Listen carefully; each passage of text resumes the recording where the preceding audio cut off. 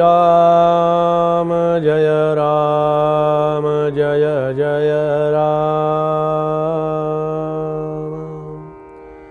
श्री राम जय जय राम।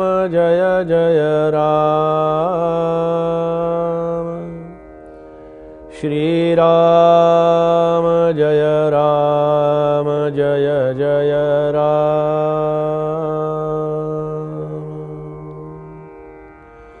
श्री राम समर्थ श्री राम।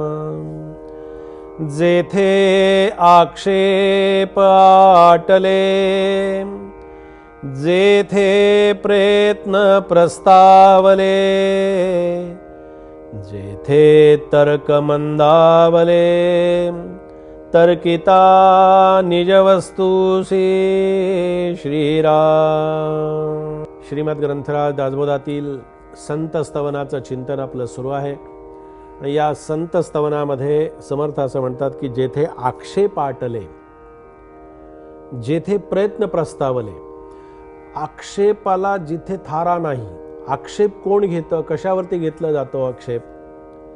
असत्य वस्तूवरती आक्षेप घेतला जातो, खोट्यावरती आक्षेप घेतला जातो, खऱ्यावरती आक्षेप घेतला जातो खरा, पण शेवटी खरे ते खरेची खरे असं समर्थांनी दासबोधातच म्हटलंय। आणि जे खोटे ते खोटेची खोटे।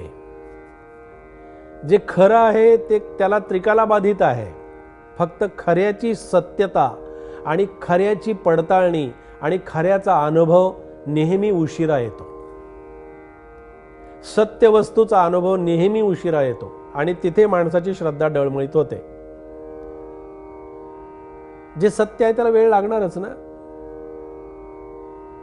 सत्यता पडताळून पाहायची आहे तर ती सत्यता पडताळून पाहण्यासाठी मला माझी आत्मिक शक्ती जी आहे किंवा आतमध्ये असणारी जे काही आहे ते मला तेवढ्या पद्धतीनं ते शुद्ध सात्विक ठेवावं लागेल।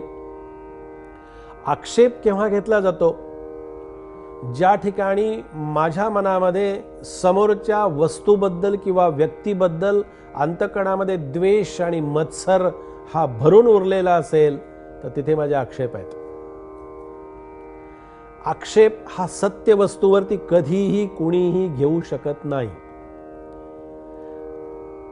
त्याच्याही पुढे जाऊन आपल्याला असं सांगतो की जर एखाद्या वस्तूवर आणि व्यक्तीवर आक्षेप घेतला जात असेल तर तो आक्षेप आणि ती वस्तूच खोटी आहे।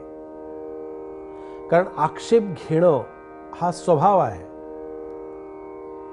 सत्यता पडताळून पाहता आली पाहिजे। आक्षेप घेत असताना त्याच्यामध्ये माझ्या स्वतःचा कुठेही स्वार्थ असू नये। जर मला आक्षेपच घ्यायचा असेल तर ती मी सर्वांच्या कल्याणासाठी सर्वांच्या विचारांच्या मध्ये ते कल्याणाची जर भूमिका माझी असेल तर मग ठीक आहे की बाबा याच्यामध्ये समाजाचा अनहित आहे, याच्यामध्ये समाजाचा घात आहे किंवा समाजाला याच्यातून काही भोगावं लागणार आहे असं जेव्हा वाटतं तेव्हा तो आक्षेप हा समाजाच्या कल्याणासाठी घेतलेला आक्षेप असेल तर एक वेळ मी म्हणतो क्षम्य आपण समजू त्याला। पण स्वतःचा स्वार्थाने भरलेला तुझा आक्षेप आहे, स्वतःची महती, स्वतःचं स्वामित्व, स्वतःचं अस्तित्व। अरे जगामध्ये असे कितीतरी पडलेत ना तुझ्यासारखे, तुझ्यापेक्षा चांगले मोठे।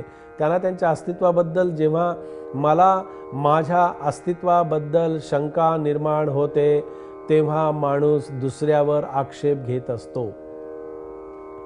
माझ्या स्वतःवरचा जेव्हा माझा विश्वास उडून जातो तेव्हा मी दुसऱ्यावरती आक्षेप घेत असतो। माझ्या स्वतःचं महत्त्व वाढवण्यासाठी आणि माझ्या स्वतःची कुठेतरी विचारांची कुठेतरी दिशा भरकटत चाललेली असते अशा वेळेलाच माणूस आक्षेप घेत असतो। म्हणून जेथे आक्षेप आटले, ब्रह्मतत्वाबद्दल आक्षेप घेणं शक्य नाही, ती ताकद सुद्धा नाही कुणाची, ती शक्तीच नाहीये।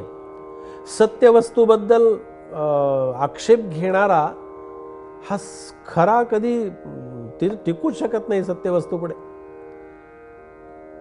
पण आक्षेप घेणारा मात्र त्याचं काम करत असतो, तो आक्षेप घेणारा घेत असतो। मला सांगा, जर असे आक्षेप न घेणारे जर सगळेच मिळाले तर मग ही पाप पुण्याची व्यवस्था स्वर्ग नरकाची व्यवस्था काय राहील मला सांगा?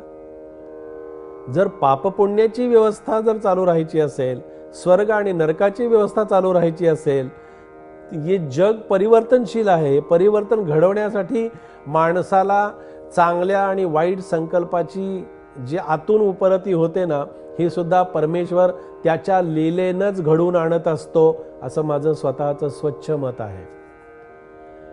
ईश्वराला परिवर्तन घडवून आणण्यासाठी काही ना काहीतरी करावं लागेल ना. आहे त्या परिस्थितीमध्ये बदल केल्याशिवाय त्याला परिवर्तन घडणं आणि घडवणं शक्य होत नाही. आपल्याला काहीतरी परिवर्तन घरामध्ये जर घडवून आणायचं असेल तर आपल्याला घरामध्ये बदल करत असताना आपल्याला स्वतःवरती काही नियम आणि स्वतःवरती काही बंधनं लादून घ्यावी लागतात. म्हणून जेथे आक्षेप आठले आणि जेथे प्रयत्न प्रस्तावले, प्रयत्नांनी सुद्धा समर्थ तर खरं प्रयत्नवादी संत आहेत, पण जिथे तुम्हाला सांगतो खऱ्या अर्थानं तिथे प्रयत्न सुद्धा तोकडे पडले. तोकडे याचा अर्थ असा की जिथे प्रयत्नांची सुद्धा परिपूर्णतेमध्ये प्रयत्नही जिथे काही करू शकले नाहीत, अशा संतांच्या अशा विचारांच्या माध्यमातून समर्थ या ठिकाणी सांगत असतात की तार्किक बुद्धीच्या दृष्टीनं शहाणपण जे चालतं ना मनामध्ये ते टिकत नाही. म्हणून ब्रह्मवस्तू कशी आहे ती तर्काच्या पलीकडची आहे. ब्रह्मज्ञान नित्य असल्यानं त्याच्यासाठी कुठल्याही प्रकारचे प्रयत्न करून त्याला जागवणं, त्याच्यासाठी काही करणं अपेक्षितच नाही. ब्रह्मतत्व सदैव अखंड माझ्यासमोर उभंच आहे, फक्त मला ते पाहता येत नाही. म्हणून माझ्या प्रयत्नांच्यासाठी आवश्यक असलेल्या प्रयत्नांच्यामध्ये मला त्या वस्तूचं ज्ञान करून घ्यायचं आहे. तर्क आणि कुतर्क याच्या पलीकडे जाऊन मला त्याची अनुभूती घ्यायची आहे. असाच हा समर्थांचा समर्थ विचार या संत स्तवनाच्या माध्यमातून आज आपण इथे श्रवण केलेला आहे. जय जय रघुवीर समर्थ.